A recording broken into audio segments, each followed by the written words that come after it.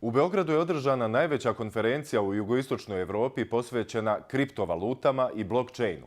Pričalo se o tome kako blockchain tehnologija može biti pokretač digitalne revolucije 21. vijeka, ali i kako utiče na banke i tržište u zemljama regije. Dušan Hadži-Nikolić.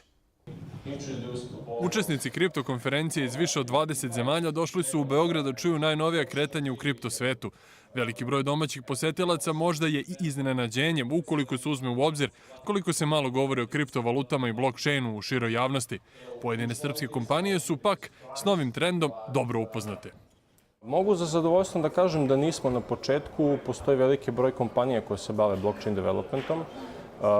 Postoji nedavno osnovani srpska blockchain inicijativa, da kažemo već se kod nas polako razvija i mreža Bitcoin bankomata. Tako da ne bih Srbiju nazvao, da kažemo, nekom zemljom koja je na začetku, pogotovo zato što imamo već preko 100 blockchain developera koji su zaposleni kako u domaćim kompanijama, tako i u vrhunskim stranim kompanijama za razvoj blockchaina. Ipak na mikronivou Bitcoin i druge kriptovalute su i dalje nepoznanica, pa tako u ugostiteljskim lokalima nije moguće platiti piće ili ručak kriptovalutom, bar ne u svim.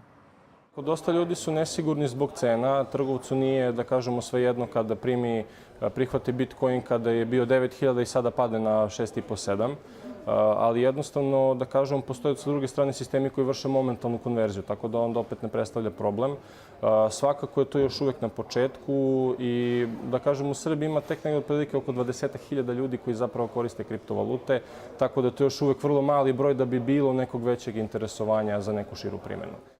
U Srbiji se čak sa zadrškom gleda na kriptovalute i u najvišim državnim institucijama, kakva je Narodna banka. Zbog toga i izostaje podrška potrebna za razvoj ovog vida plaćanja.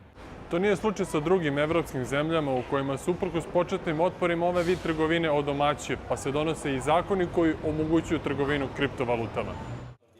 U Italiji postoji razvijena zajednica kriptotrgovaca. U Napolju je lokalna zajednica oformila i radnu grupu koja se bavi kriptovalutama i blockchainom, kao i mogućnostima primjene tog sistema kako bi u narednih 5 godina taj grad mogao da ponese titulu takozvanog pametnog ili smart grada. Da, veliki rast je cijeli ovaj kriptosvet imao kada se prvi put čulo za blockchain, ali sada smo došli do momenta kada se razmišlja o mogućnostima primjene blockchaina u svakodnevnom životu. Mislim da sa Bitcoinom i blockchainom imamo nov alternativni ekonomski sistem.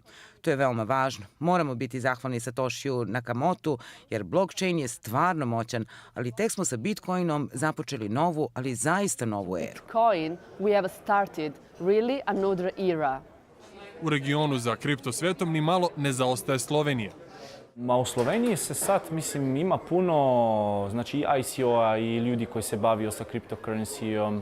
Tako da, evo, sve više se, mislim, u Sloveniji koristi i Bitcoin, ima puno ovih, znači, ATM-a, ima puno mjesta gdje se može potrošiti Bitcoin.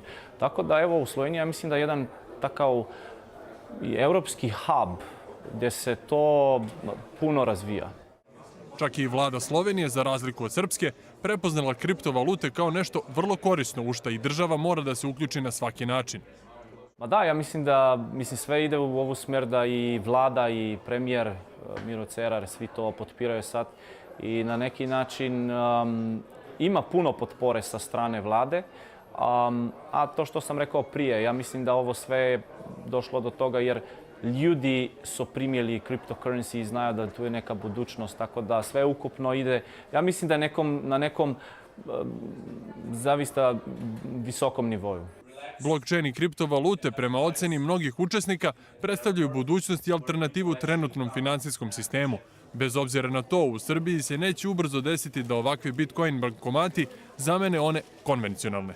Dušan Hadži-Nikolić, Al Jazeera Biznis, Beograd.